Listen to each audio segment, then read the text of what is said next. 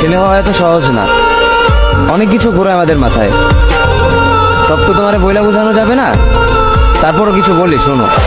আমরা ছেলেরা বউর সামনে মার সাথে ভালো করে কথা বললে মারা চলে থাকা সন্তান, আবার মার সামনে বউর সাথে ভালো করে কথা বললে বউর গোলাম।